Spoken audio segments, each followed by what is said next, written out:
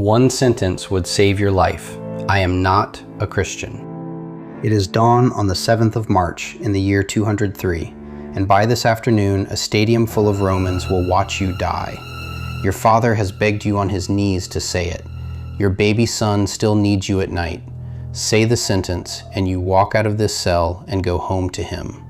Rome does not want you dead. Rome wants 5 words. You will not say them. Her name was Saint Perpetua. She was 22. And of all the thousands who died in Roman arenas, she is the only one we know of who kept a diary while she waited, her own handwriting, her own reasons. So this is not the story of how she died. You are going to find out why a young mother with everything to live for would not say one sentence. In her words, not mine. Carthage, on the North African coast.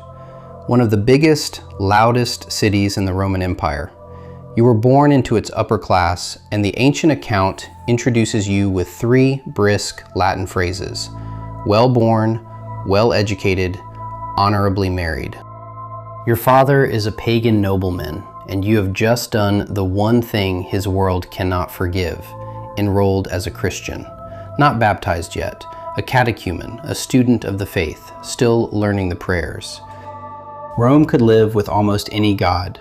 What it would not live with in Africa under the Emperor Septimius Severus was conversion. The soldiers came for 5 of you together, Dinocrates and Felicity, who were slaves, Saturninus and Secundulus, free men, and you, the noblewoman with a baby on her hip. Days later, your teacher, Saturus, who was not there when the soldiers came, turned himself in. He would not let his students face death without him. You were baptized under guard before they moved you. Then came the dungeon, and this is where your diary begins. I was terrified, you wrote, because I had never known such darkness. Heat, bodies packed together, soldiers running the place like a shakedown racket.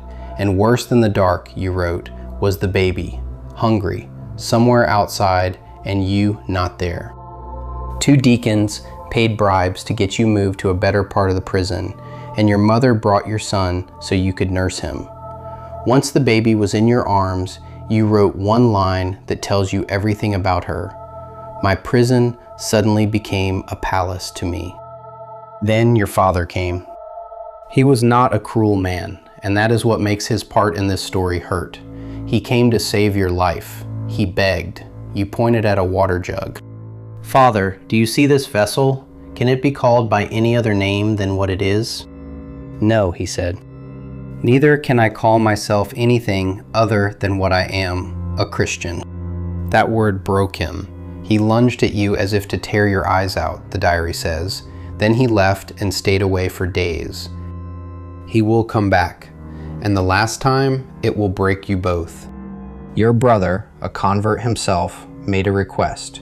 You have standing with God now. Ask whether this ends in release or death. So you prayed, and that night you saw a ladder, bronze, impossibly tall and narrow, 1 climber at a time. Blades bristled from its sides, and an enormous dragon lay coiled at the base. In the dream, Saturus climbed first and called down a warning about the dragon. You answered that it would not harm you, in the name of Jesus Christ, and you used the dragon's head as your first step. At the top there was a garden.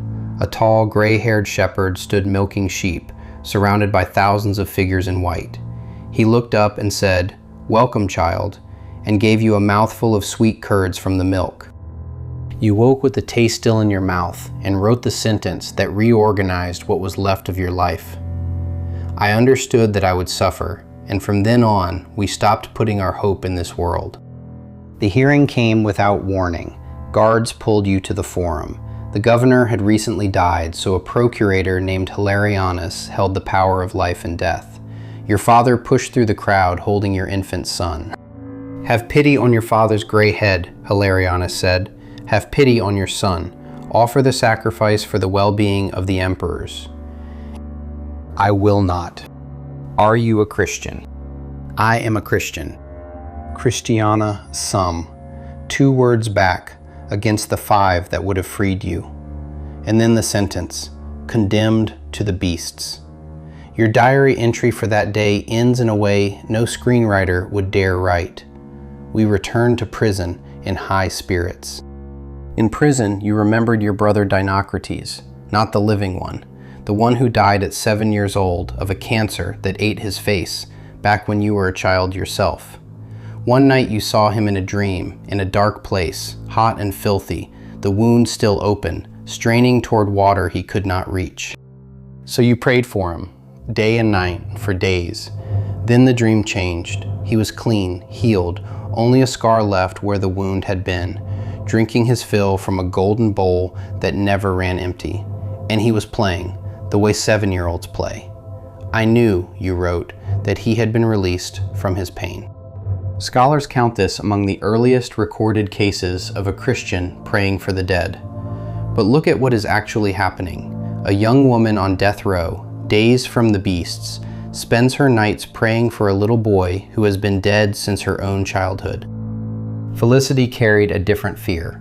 She was 8 months pregnant, and Roman law forbade executing a pregnant woman.